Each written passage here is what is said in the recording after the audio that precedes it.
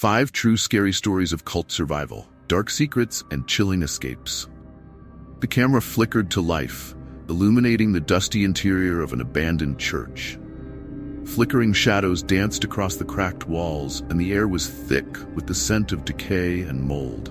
Sunlight filtered through shattered, stained glass, casting colorful, fragmented patterns on the floor, a stark contrast to the grim history held within these walls. Outside, a cold wind howled through the trees, creating a haunting symphony that echoed the past. Sitting in the center of the room was Laura, the documentary filmmaker. Her voice steady, yet laced with the weight of the stories she was about to share. She adjusted the mic clipped to her collar, glancing at the camera with a seriousness that demanded attention. Today, we delve into the chilling world of cults, specifically focusing on the Children of the Moon, a name that still sends shivers down the spines of those who dared to enter its fold. The camera panned over the empty pews, remnants of a congregation long gone. The church, once a place of hope and community, had become a tomb for secrets better left buried. Cults are insidious, Laura continued, her voice dropping to a near whisper. They prey on our vulnerabilities, offering connection, purpose, and often salvation. But behind the veil of camaraderie lies manipulation, fear, and darkness. As she spoke, images of the cult's members flashed across the screen, smiling faces juxtaposed with scenes of rituals and chanting, hinting at the sinister underbelly of their beliefs. Today, we will hear from 5 brave survivors, individuals who escaped the clutches of this notorious sect. Their tales reveal the psychological grip cults can have and the terrifying lengths people will go to for freedom. Each survivor's story was a thread woven into the larger tapestry of the cult's dark legacy, a testament to human resilience against psychological manipulation and the quest for truth amidst deception. But be warned, Laura cautioned, leaning closer to the camera, her eyes fierce with intensity. The truths revealed today are not only shocking, but also deeply unsettling. The lengths to which the cult will go to maintain their hold on their members are unfathomable. These stories are not just about survival, they are about the battle for one's soul. A sudden gust of wind rattled the church's broken windows, sending a chill down Laura's spine.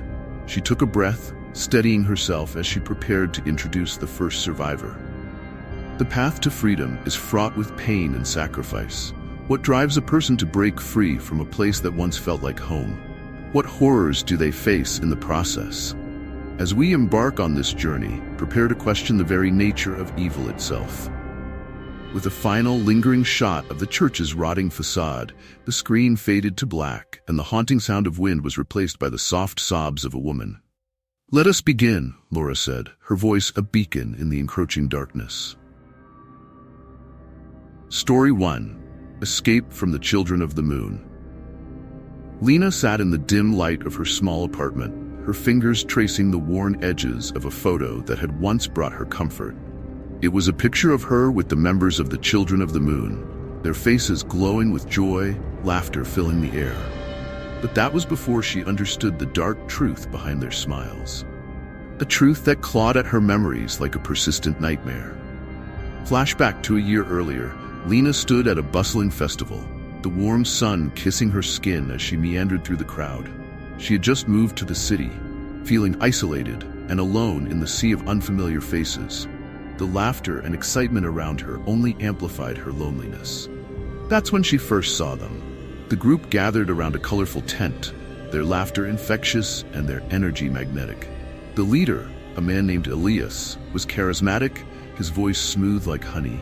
He spoke of a community built on love and acceptance, a place where everyone belonged and where no one felt the sharp edge of loneliness.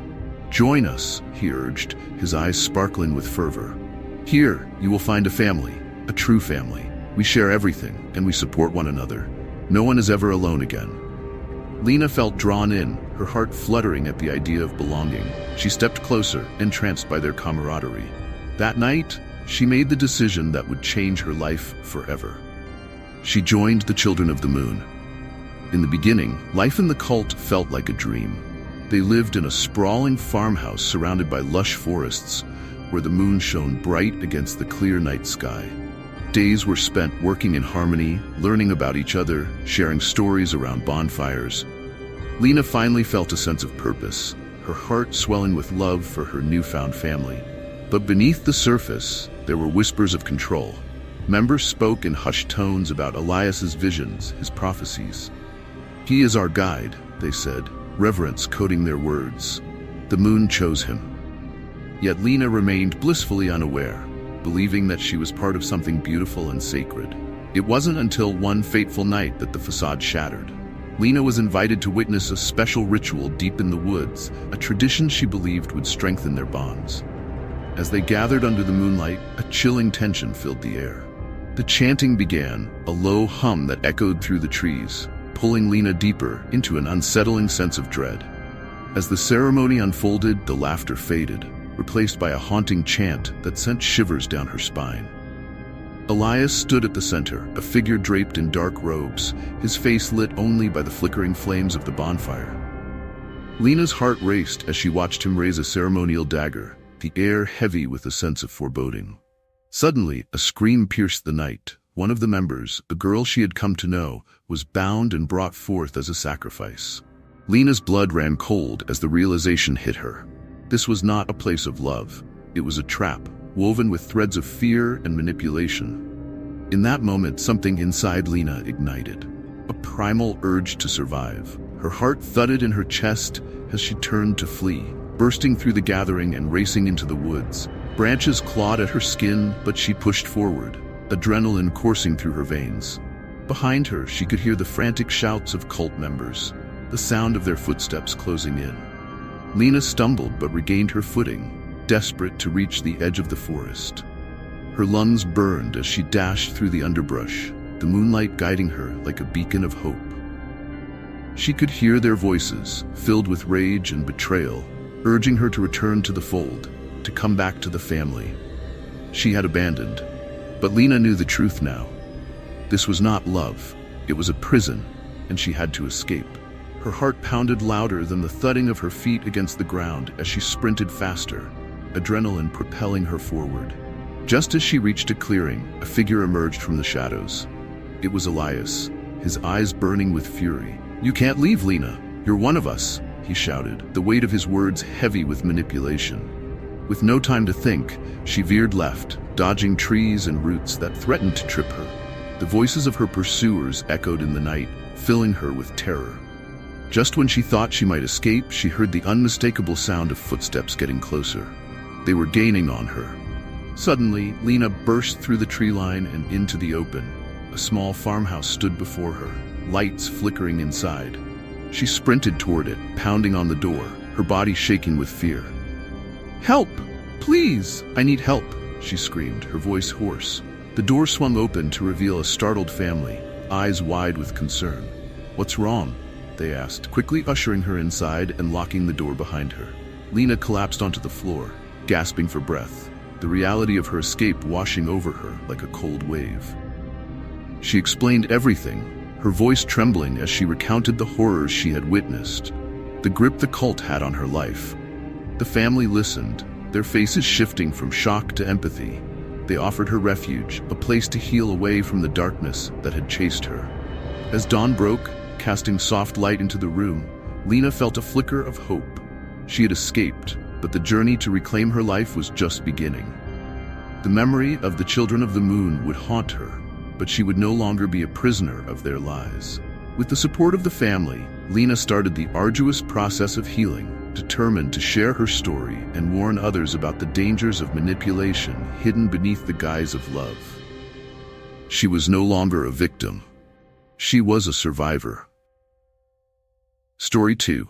The Last Ritual of the Brotherhood.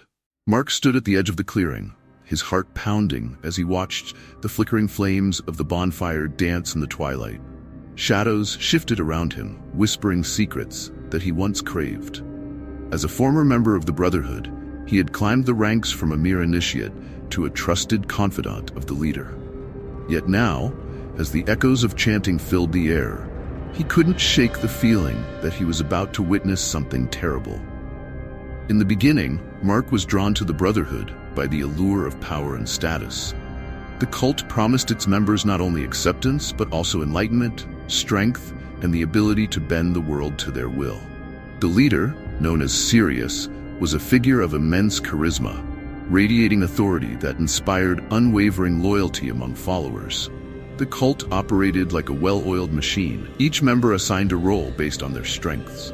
Mark was ambitious and smart, quickly climbing the ranks through a combination of charm and manipulation. He earned Sirius's trust and respect, reveling in his newfound influence. He wore his Brotherhood tattoo, a sigil representing the cult's strength, like a badge of honor, convinced that he was destined for greatness. As he reached the inner circle, Mark learned of the cult's most sacred secret, a ritual that promised invincibility to those who participated, granting them power beyond imagination. The ritual was said to unlock hidden potential, transforming its participants into beings of pure energy. Mark hungered for this power, dreaming of the day when he could command respect and fear. The night of the final ritual arrived, an event whispered about for months in hushed tones. Members gathered in the clearing, faces illuminated by the eerie glow of torches. Mark stood among them, excitement thrumming through his veins. This was it, the culmination of everything he had worked for. Sirius began to chant, his voice deep and resonant, echoing through the trees. "Tonight, we transcend the mortal realm. We will be invincible." The crowd roared in response, their voices mingling in a feverish harmony. Mark felt the energy pulsing around him, a tangible force that thrilled him to the core. As the ritual progressed, the atmosphere thickened, a heady mixture of anticipation and dread. They formed a circle around the bonfire, hands joined, each member pouring their energy into the center. In that moment, Mark felt invincible, like a god among men. The thrill of power surged through him, intoxicating and dangerous. But then, as the chanting reached a fever pitch, Mark noticed something was amiss. The energy that had once felt exhilarating began to shift into something dark and chaotic. Whispers of doubt crept into his mind. What if this wasn't a path to power, but a path to destruction? His eyes darted around the circle, landing on the faces of his fellow cult members. Some looked ecstatic, while others wore expressions of sheer terror. The air grew thick, charged with an energy that felt malevolent rather than divine. In that moment, clarity struck him like a bolt of lightning. Mark realized he was not a leader, but a pawn in Sirius's twisted game. The ritual was not designed to empower its participants, but to drain them, using their life force to fuel Sirius's own dark ambitions. Panic coursed through him as the realization hit. He had been complicit in this nightmare, helping to build a trap that would ensnare them all. Just as the truth sank in, the ritual spiraled out of control.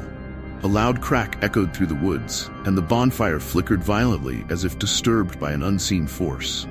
The chanting turned into screams, a cacophony of confusion and horror. The flames erupted, shooting high into the night sky, illuminating the terror on the faces of the members. Mark's heart raced as chaos unfolded around him. People stumbled and fell, grappling with each other in desperation. The once unified circle broke apart, screams mingling with the crackle of the fire. Sirius's voice rose above the chaos, furious and commanding, but the cult members were no longer listening. Fear had taken over, and in that moment of pandemonium, Mark saw his chance to escape. With adrenaline surging through him, Mark dashed towards the edge of the clearing, dodging flailing arms and terrified faces. He didn't look back, the shouts of his former brothers and sisters echoing in his ears. He burst into the dark woods, branches tearing at his skin. But he pushed forward, driven by a desperate need to survive. As he ran, guilt gnawed at him.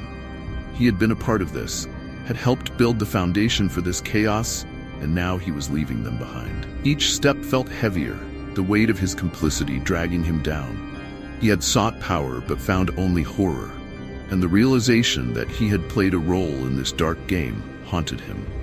Eventually, Mark emerged from the woods, stumbling into a small town as dawn broke. The light illuminated the path ahead, but it couldn't dispel the shadows lurking in his mind. He had escaped the physical grasp of the Brotherhood, but the psychological scars would take much longer to heal. Over the next few months, Mark wrestled with his past. He sought redemption, trying to find ways to expose the cult and prevent others from falling into the same trap. He spoke out about the dangers of manipulation and the allure of power, determined to make amends for the harm he had caused. In the end, Mark's journey was one of awakening. He learned that true strength lay not in power or status, but in the courage to face one's own darkness and help others find their way back to the light. Though he could never erase his past, he could use it to forge a brighter future. Story 3. Trapped in the Fire Cult.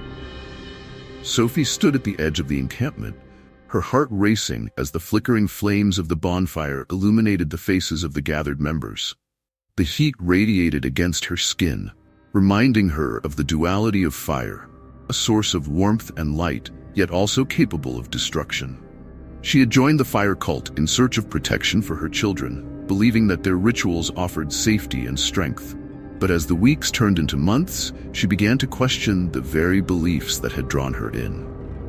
The fire cult was founded on the principles of purification and rebirth, believing that fire was a cleansing force that could rid individuals of their sins.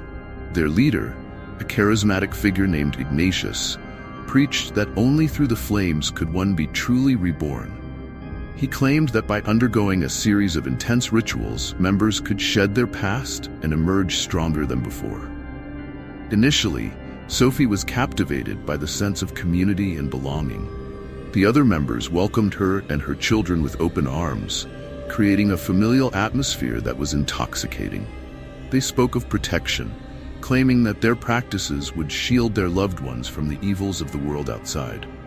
For a single mother struggling to provide a stable environment, this sense of security felt like a lifeline. As the days passed, however, Sophie began to notice unsettling changes within the cult. The rituals grew more intense, and the focus on fire became almost obsessive.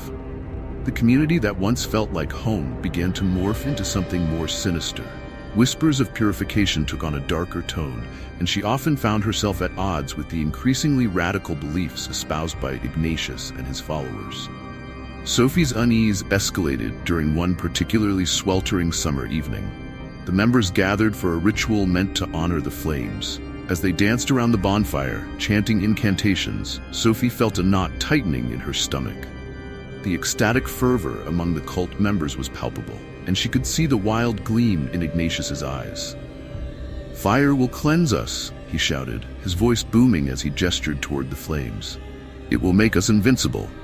Sophie clutched her children close, her instincts screaming at her to leave.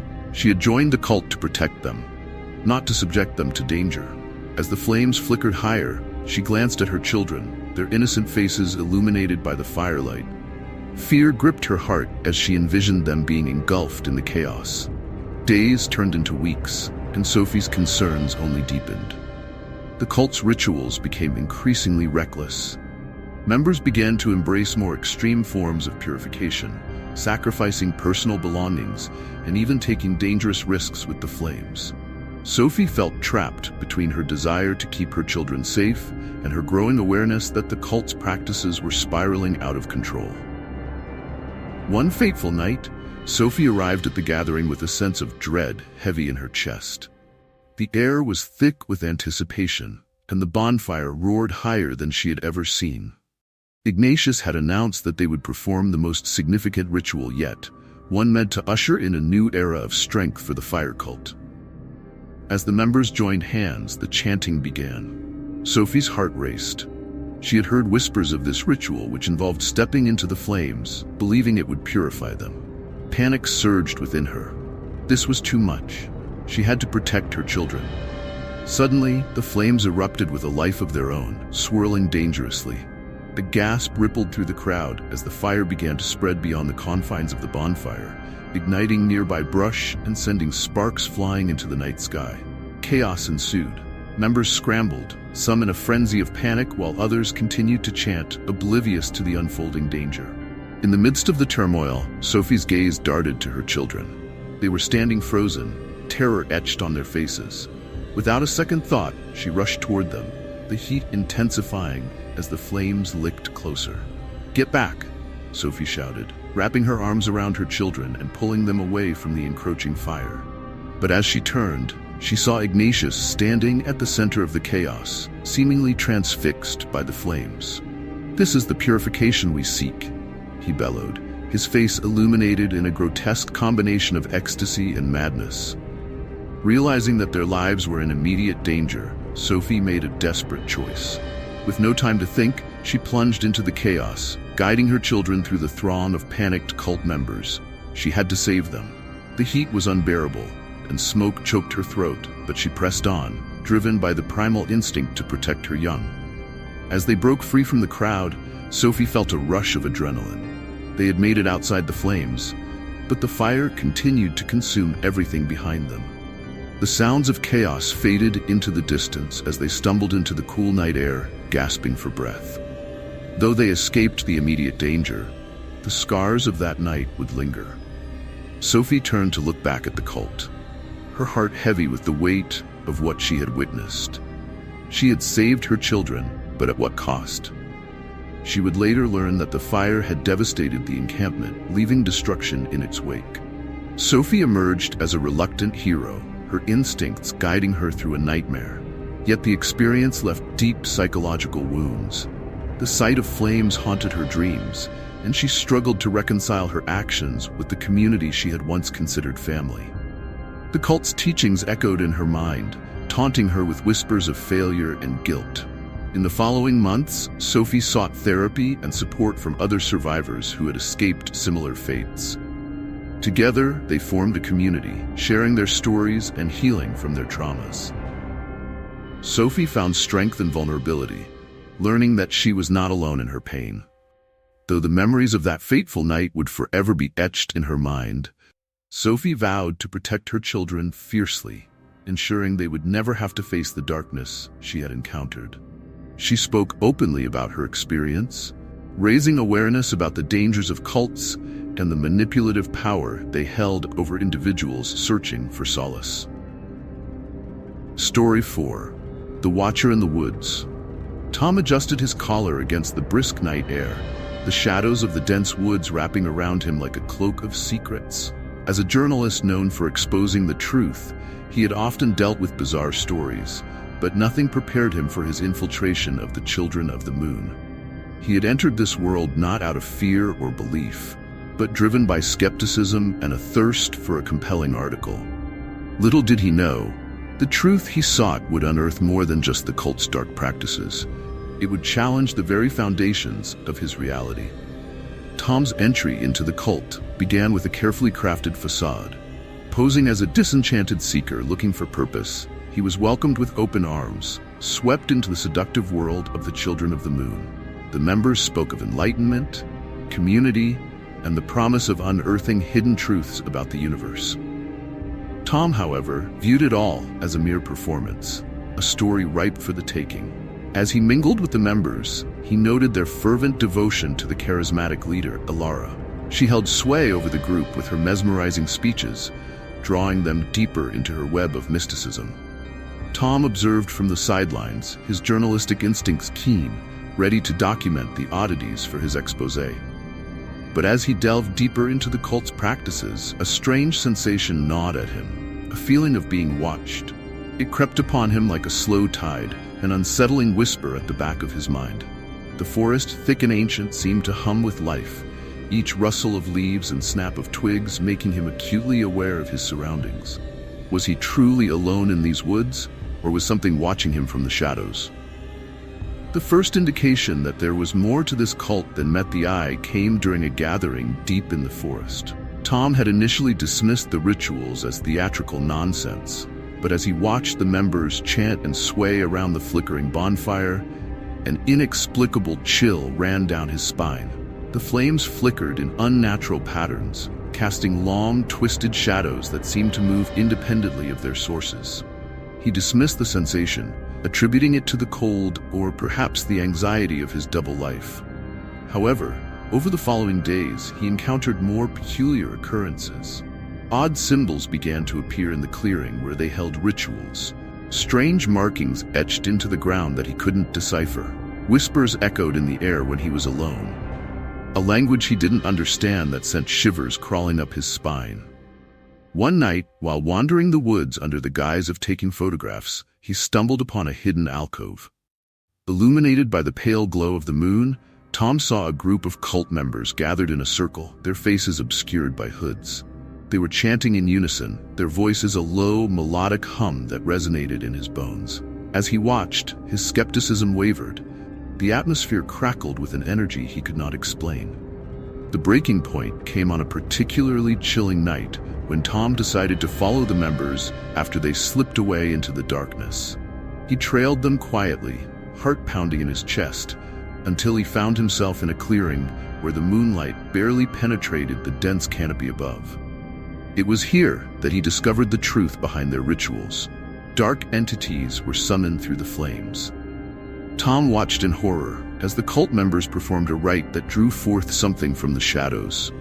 Shapes twisted and undulated in the darkness, formless yet terrifying, their presence palpable, as if the very air grew heavy with malice. He couldn't rationalize what he was witnessing, but he felt the primal urge to flee.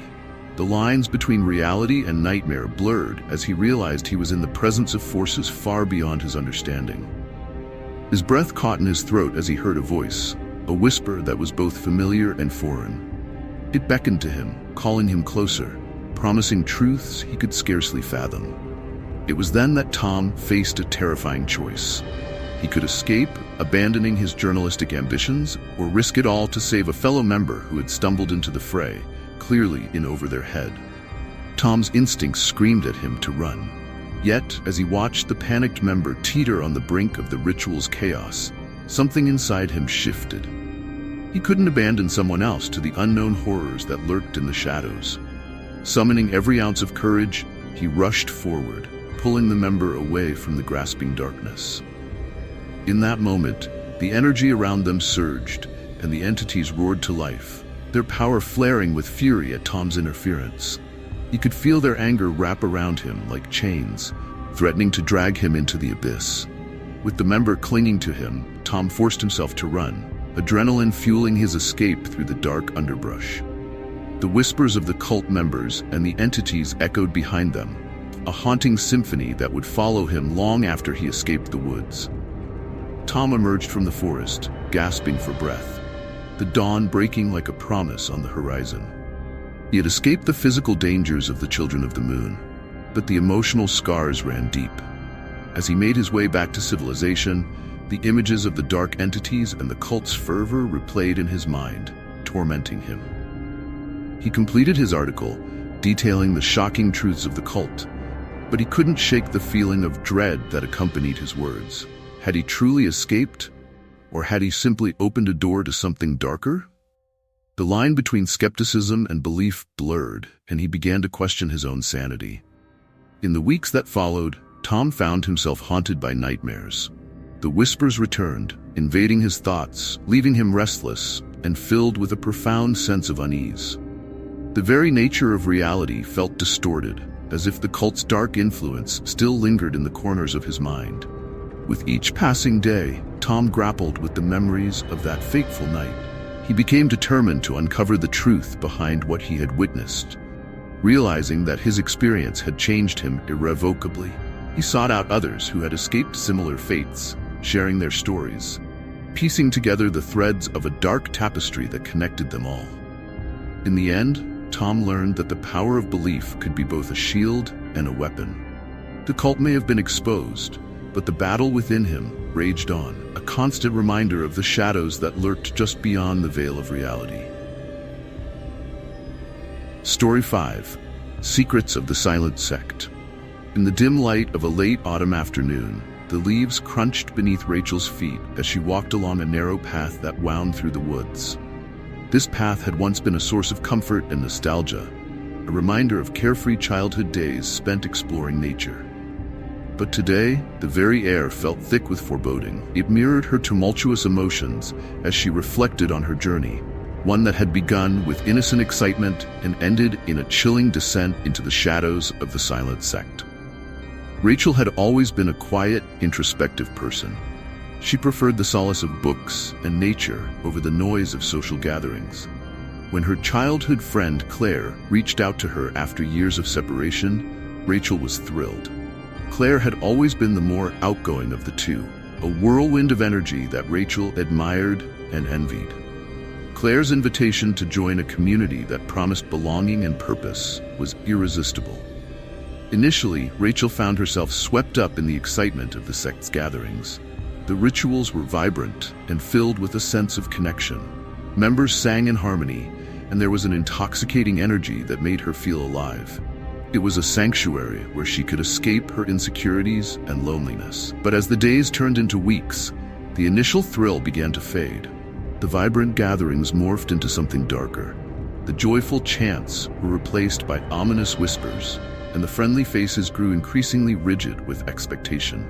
As the silent sect tightened its grip on her, Rachel began to notice the subtle shifts in the dynamics of power.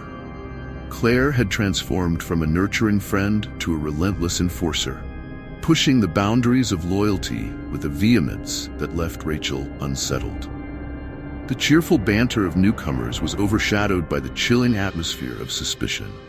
Rachel's excitement gave way to dread as she realized that the very community she had longed for was built on manipulation and fear. It was during a night of ritual that Rachel's world unraveled completely. As she participated in a gathering, she overheard hushed conversations among the leaders of the sect, words that pierced through her growing unease. They spoke of purity, sacrifice, and the need to eliminate threats. Secrets that threatened not only the cult's existence, but the lives of its members. Her heart raced as she pieced together the implications of what she had heard. The sect wasn't just about spiritual enlightenment. It was a facade for something far more sinister. Determined to uncover the truth, Rachel began her own investigation, searching for answers among the scattered remnants of the sect's history. She stumbled upon hidden documents and recordings that revealed a web of deception. Stories of former members who had tried to escape, only to be silenced or worse. The more she discovered, the heavier the burden of knowledge became. Each revelation intensified her internal conflict. She felt torn between her loyalty to Claire and her growing horror at the cult's true nature. The chilling realization that her friend was complicit in these dark deeds was a knife twisting in her gut. One fateful evening, Rachel found herself alone with Claire in a secluded part of the sect's compound. The atmosphere was thick with tension, a silent storm brewing between them. Rachel's heart pounded in her chest as she struggled to find the words to confront her friend. The betrayal she felt was a tumultuous wave threatening to engulf her. "Claire," Rachel began, her voice shaking, "I've learned things that don't make sense. We're not safe here, are we?" Claire's expression hardened, her eyes narrowing as she stepped closer. "You need to understand, Rachel. Loyalty is everything. You're either with us or against us. There are consequences for questioning our purpose." Rachel swallowed hard, the weight of her friend's words sinking in. It was a moment of reckoning. She could either remain silent, burying her doubts for the sake of their friendship, or she could confront the truth head-on. Summoning all her courage, she pressed on. But at what cost? What happens to those who don't conform? I can't be a part of this anymore. The tension in the air snapped as Claire's demeanor shifted. Anger ignited in her eyes, revealing the cult enforcer lurking beneath the surface. "You don't know what you're talking about. You think you can just walk away? This is your family now. You're not allowed to leave." In that moment, Rachel felt the weight of her decision crush her. The girl who had once felt empowered by the sense of community now stood on the precipice of betrayal. Claire lunged at her, the shadows of the silent sect closing in, and Rachel's instincts took over. She dodged her friend's grasp, heart racing as she fled into the night. The woods were alive with the sounds of the cult members searching for her, their whispers echoing in the darkness. Rachel ran with every ounce of strength she had, the trees blurring past her like specters of her past. She was not just fleeing from the silent sect. She was escaping from the remnants of her former self, the woman who had trusted blindly and sought acceptance above all else. After what felt like an eternity of sprinting through the labyrinth of trees, Rachel finally stumbled upon the road leading back to the world outside the sect. She collapsed to her knees, the adrenaline surging through her veins, slowly ebbing away. In that moment of solitude, she vowed to expose the silent sect and its dark secrets, not only for her own freedom, but for those still trapped within its grasp. With newfound determination, Rachel gathered evidence of the sect's manipulations and reached out to former members who had successfully escaped. Together, they began to craft a plan to expose the sect's secrets, to shine a light on the darkness that had ensnared so many. As Rachel shared her story with others, she found strength in the community of survivors, forging bonds that were authentic and rooted in shared experiences. The shadows of the silent sect no longer held power over her, and she emerged as a voice for those still entrapped, vowing to help them reclaim their lives. With each passing day, Rachel transformed her fear into resilience. She became a beacon of hope for others, a reminder that even in the depths of darkness, the human spirit could rise and fight against the forces that sought to silence it. As she stepped into the light, Rachel embraced her role as a survivor, determined to rewrite her story and protect others from the secrets of the silent sect. As the camera panned across the dimly lit, abandoned church, the atmosphere was heavy with the weight of unspoken truths and lingering fears. The documentary filmmaker, a steady figure in the midst of chaos, sat amidst the remnants of shattered lives. The flickering candlelight cast dancing shadows on the walls, illuminating the faces of the survivors as they gathered to recount their stories, a poignant reflection of the harrowing journeys they had each endured. The filmmaker's voice broke the silence, a calm but resolute tone that contrasted sharply with the chilling tales shared within these walls. What you've heard tonight are not just stories of survival, they are powerful testimonies of resilience in the face of manipulation and control. Each individual here carries psychological scars that may never fully heal, reminders of the battles fought in their minds long after they physically escaped. Each survivor had bravely unraveled their past, laying bare the emotional turmoil of their experiences within the cult. The filmmaker emphasized the depth of their struggles with trust, how easily it was shattered, and how rebuilding it became a daunting task. For many of you, the filmmaker continued, the fear of falling back into those patterns, of being led astray again, lingers like a shadow. The aftermath of such psychological manipulation is often far more profound than the physical scars. One by one, the survivors reflected on their journeys, sharing poignant lessons learned from their trials. Lena spoke of the importance of self-worth and the necessity of questioning one's surroundings, asserting, "I realize that belonging does not come at the cost of my identity." Mark shared his struggle with guilt, stating, "I learned that it's never too late to seek redemption, to redefine oneself despite past mistakes." Sophie, her voice shaky but determined, added, "My children were my motivation. I learned that the fight for our lives must always come first, no matter the cost." Tom, the skeptical journalist turned believer, noted, "I discovered that skepticism can be both a shield and a sword, protecting us from lies while also guiding us to truth." Finally, Rachel's quiet strength resonated deeply. "I found that the power of community is not just in numbers, but in the genuine connections forged through shared suffering." As the group shared their insights, a sense of camaraderie emerged, illuminating the power of community support in overcoming adversity. The filmmaker paused to let the weight of their words sink in, reminding the audience that these survivors were not merely victims. They were warriors, armed with newfound wisdom and the strength to speak out against the very systems that had sought to silence them. Together, you remind us of the importance of speaking out, of using your voices to shine a light on the darkness that thrives in silence. The survivors collectively nodded, their eyes reflecting determination and hope, reinforcing the message that healing is a continuous journey. By sharing our stories, we hope to empower others who may find themselves entangled in similar webs of manipulation. Rachel concluded, her voice steady and resolute. "We stand here not just for ourselves, but for those who have yet to find their voice." Just as the filmmaker began to summarize the evening, an eerie stillness enveloped the church. A chilling breeze swept through the hall, causing the flickering candle flames to dance wildly. The filmmaker turned, momentarily distracted, his heart racing as he caught a glimpse of movement at the edge of the dim light. A figure loomed in the shadows, obscured by darkness but undeniably present. The camera zoomed in, capturing the tension in the air. The survivors' faces shifted from empowerment to unease as the figure took a deliberate step forward. It was a silhouette that sent shivers down their spines, an unsettling reminder of the very forces they thought they had escaped. The filmmaker's voice faltered as he whispered, "Is that?" The atmosphere thickened, the air charged with a sense of foreboding. It was the cult leader, his presence a ghostly reminder of the lingering influence he wielded. The chilling smile that crept across his face hinted at a sinister reality. The battle was far from over. The cult leader had been watching, waiting, and now, with a calculated determination, he was ready to pull the strings once more.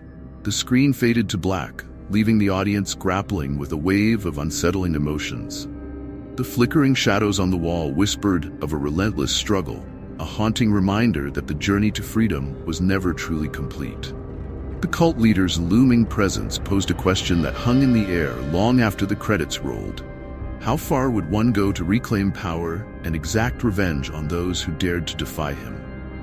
In the final moments of the documentary, viewers were left with a haunting sense of unease, a reflection of the complexities of human nature, and a chilling reminder that darkness can often linger just out of sight, waiting for the moment to strike again.